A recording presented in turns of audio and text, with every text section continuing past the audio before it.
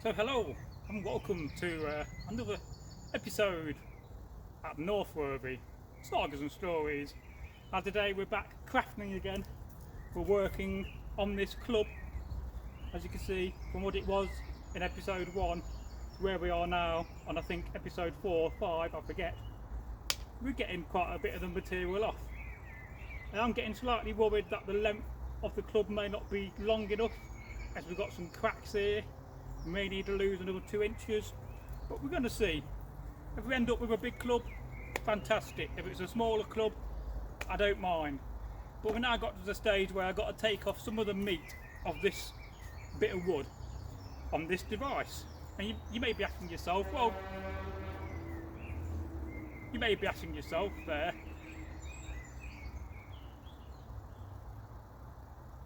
well, what am I sitting on? Well, this is a wood horse.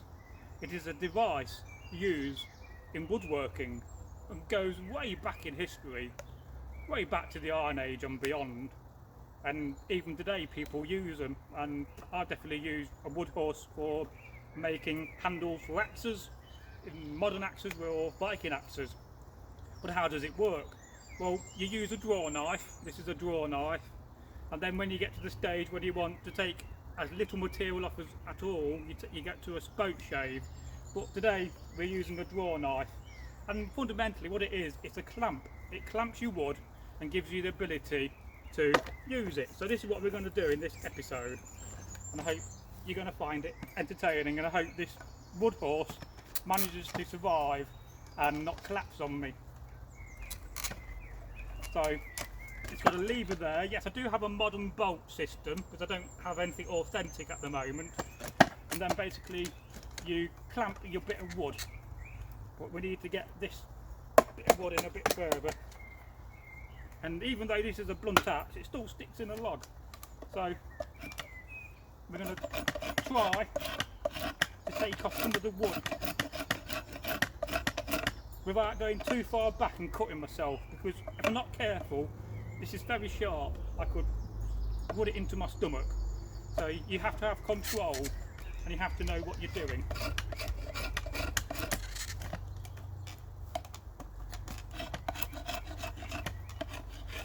And it does make a very nice smooth surface. It will get rid of all those axe marks. Now the only problem is I can't turn it around because of this bulky end here too much. So we're going to just try to do what we can. Maybe we need a bit more axing on this end here at some point, and we could always do that on this video.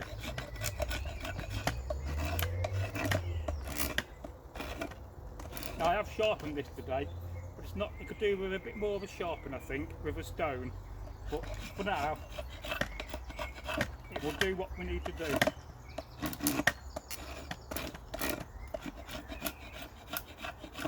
And of course, if this wood was fresh and just come off a tree, it would be so much easier, and perhaps we'll demonstrate that either later in the video or in another video.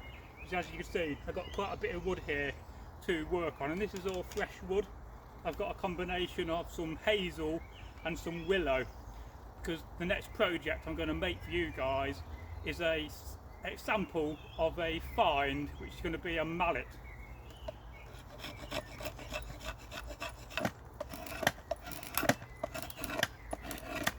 Because you've got to concentrate, because you don't want to hurt yourself. You can see I'm already getting fine wood shavings already.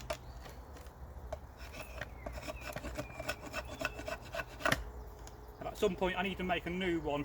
This wood shaving horse is okay, but the legs are getting a little bit delicate, a little bit woodwormy in places. So we could have an outtake, it could collapse on me at any point, well I don't think it will do.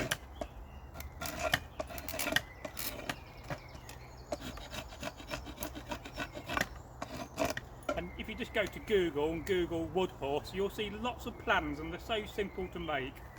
In fact, you can make one of these in a day.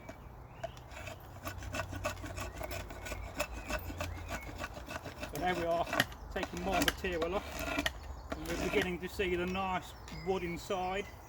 It's got some lovely colours, but again we've got a lot of material to take off. So what I can do, I can loosen it to turn it around to get it to another area. But we're probably a little bit early for this stage, because I think we could do with more axing of the wood to reduce more of the width. But I thought we'll have a go in this part of the video and the experiment with using a wood horse.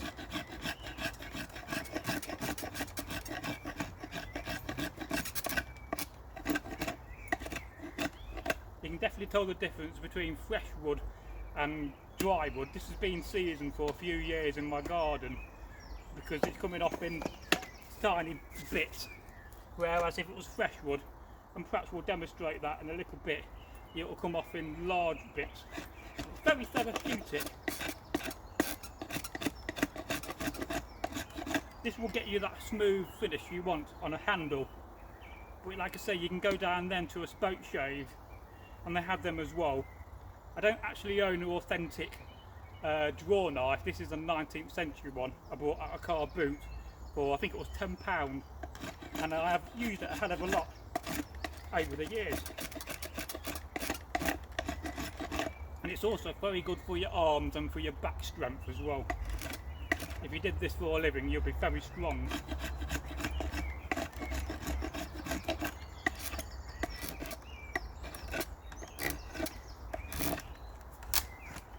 So we'll loosen it off again.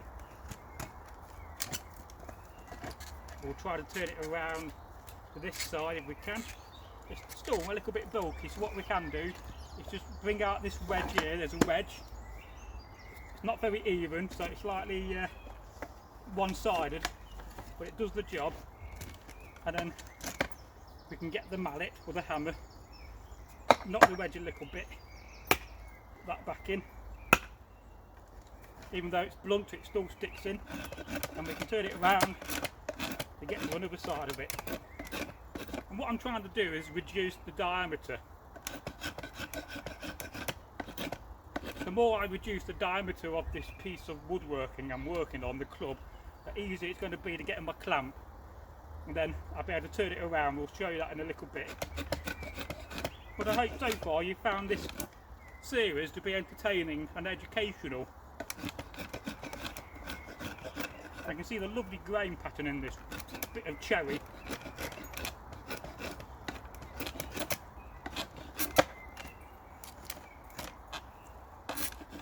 So let's just put that on there. We'll turn it around.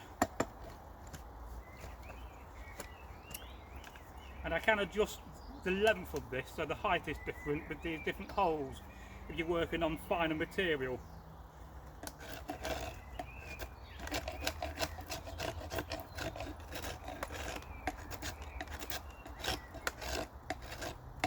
Of course, I'm trying to concentrate and talk at the same time. Not the most easiest of jobs, but I'm a professional.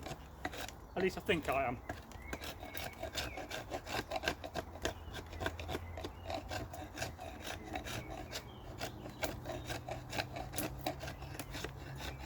I do have some more draw knives, but I've got to find where they are. I'm not sure which is my favourite one. I did give it a bit of a sharpen, but I can definitely tell it wants to be going over with a stone to get it razor sharp. Because the reason why it's chipping into small bits is basically because of the fact that this is very dry. But of course this makes great kindling for your fire as well. And if you imagine you got an outdoor workshop, I can remember when I was at Westow when they've been building one of the houses, the floor was just covered in shavings, you know, up to a foot high. So we use a lot of them to light our fires inside the houses and outside, depending on how dry it is. It's a very dry summer, they don't let you have fires inside because of the risk of burning the Anglo-Saxon houses down. And that's probably the same back in the day. So you would have cooked outside equally as much as you would have cooked inside.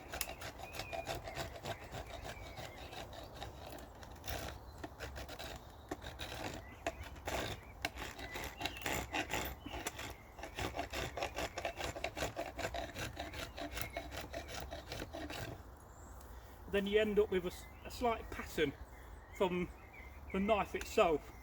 And then we can see this in archaeological evidence when we do find wood in, you know, bogs and wet ground, and the wood survived.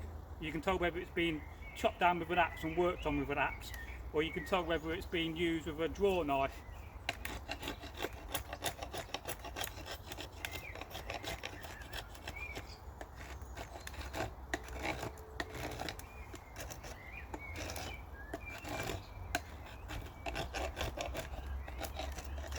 Let's just turn it around. I'm getting very dusty with bits of wood. So we're going to attempt for this area next.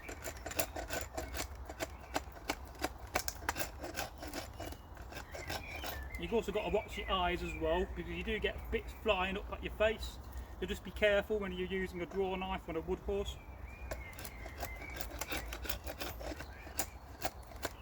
There's a good chunk coming off. That's a little bit softer wood.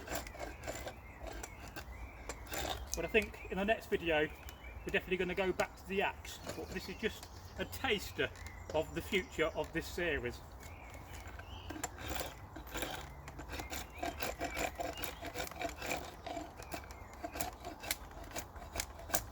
See, that was the big bit.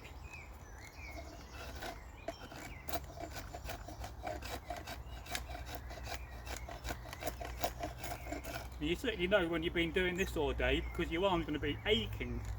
So, you know, you have a day on and probably a day off. But of course in the Saxon times and the Viking times on the Norse warriors, they would have been a lot stronger. You would have been doing this from an early age, probably from when you was a child. You would have been on one of these, working with your dad. So you would have developed those muscles in childhood and into your teenage years.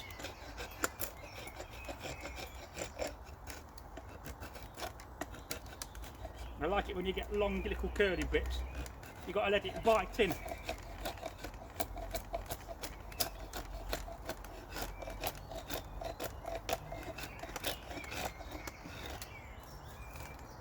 Let's turn it around again.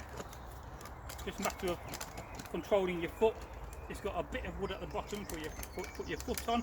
I'm wearing some Viking sea boots. There's often a bit of debate whether they had them, but I think they did. And perhaps we'll explain that in another video.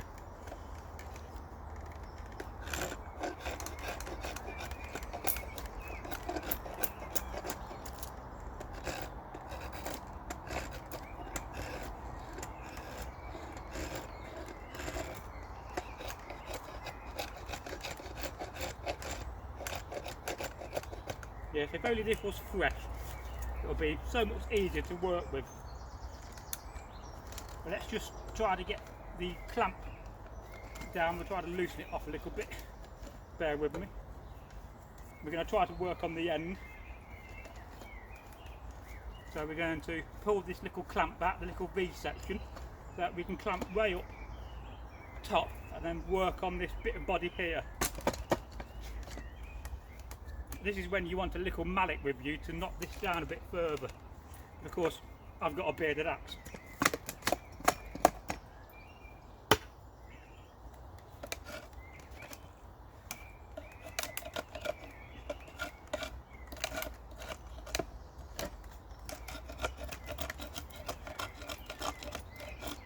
And you can tell where I'm working because you've got the dark brown going to the light brown. It's the creamy colour where it's coming off.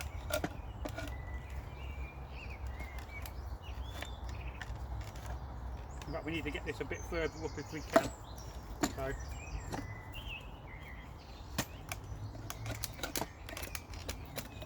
It's not the easiest thing to work on this end. There's not a lot of pressure holding it down apart from this clamp. And it's got to be 20 years old, this wood horse. So it's coming to its last legs.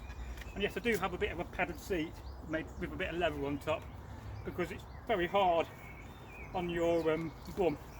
And then of course you get covered in bits, which is authentic.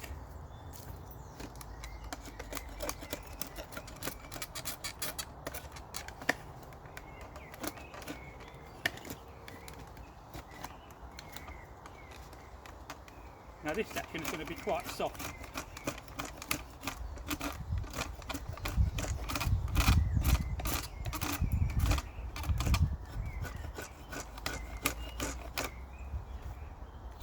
So that's the process, although we're going to go to the hammering, but I'm going to demonstrate using some fresh wood now to give you a sample of how easy it is to work with compared to wood that's dry and seasoned.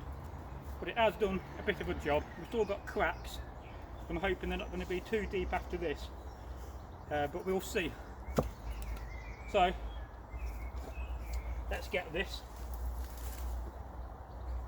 This is a bit of hazel.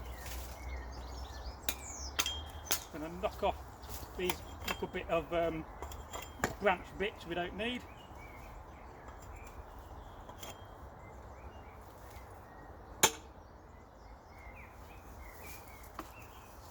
I'm going to feed this through.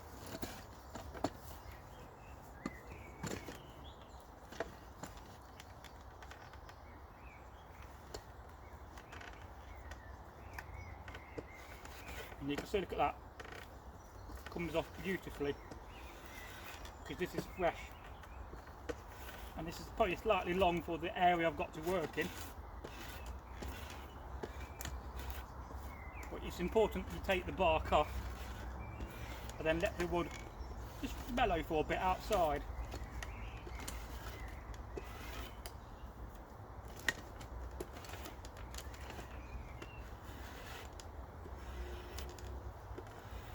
And then you can tell the next level of wood when you get to the, is it the Cambian area, the level, I forget now, I can't remember everything. But if I pull this back a little bit, we might be able to get in a little bit further.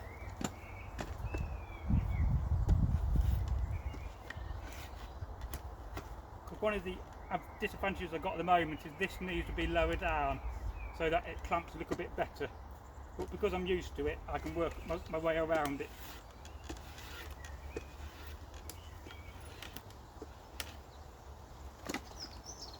And then you have to keep the draw knife sharp all the time because it will blunt it. And I'm trying to be very careful because I don't want to hit my throat with this because it will hurt me.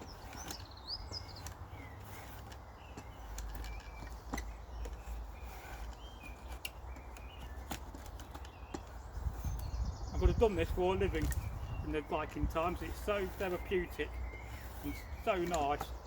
And the reason why you take the bark off sometimes, most of the time, is because you want to let that wood breathe.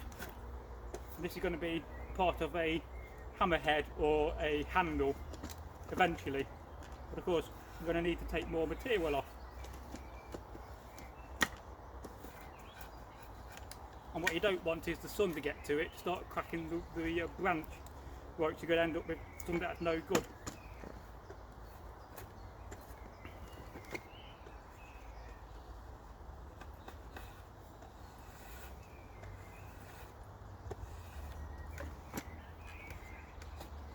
And then when you got a knot, you probably saw that off, but you don't really want the knot unless it's going to be the end of your handle. You could have it there at the end or where you're going to put your axe head, and then you can feed it through. We can get to another bit.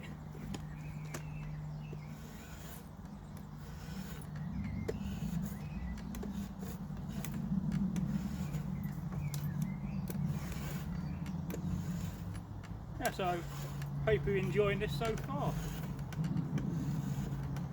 Next video I'm going to record is an unboxing I should have done 2 years ago. As I got 2 items I never used on camera, and I wouldn't mind having them unboxed so that I can use them, so watch out for that video in the future.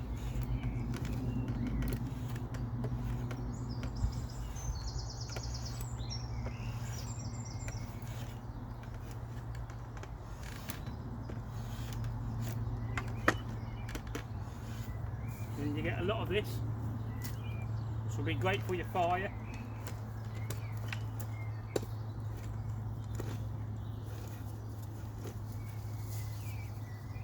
Because this could make a good quarter staff. You could turn it into a handle for a day axe. I might do that, but in the meantime let's just debark it so that it can dry then I can think about using it in the future.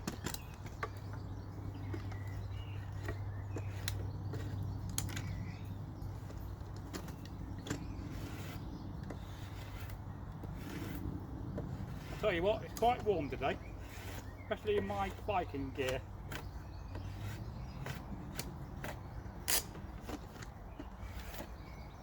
I'm glad I'm not wearing a cloak.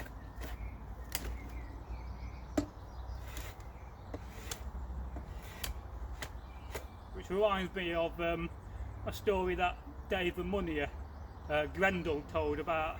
He's a moneyer, he makes coins, you know, Anglo-Saxon Viking coins, and he was taking part in a movie as an extra working a forge. And so they came along, the makeup artist, you know, got all soot on his face, covered it completely with soot. But he said that's not authentic, because when you work in a forge, you won't have a sooty face, because all the sweat is going to drip it off your face and clean your face as you go along. So you don't really think about that, do we?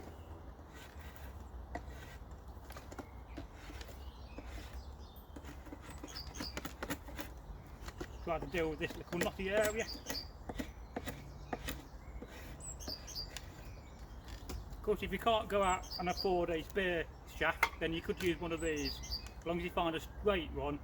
Because at the end of the day, they would have used whatever they got their hands on for a spear shaft.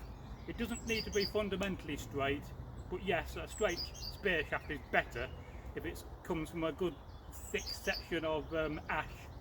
But in those times, they would have used hazel equally as much as ash, although ash will last longer and is a much better wood. And what I'm trying to do is not take too much material off. I'm just trying to take off the outside layer and the next layer. Well, you can tell. Like I said, all this stuff makes great kindling, so you save it as well. But you try to use as much stuff as you can.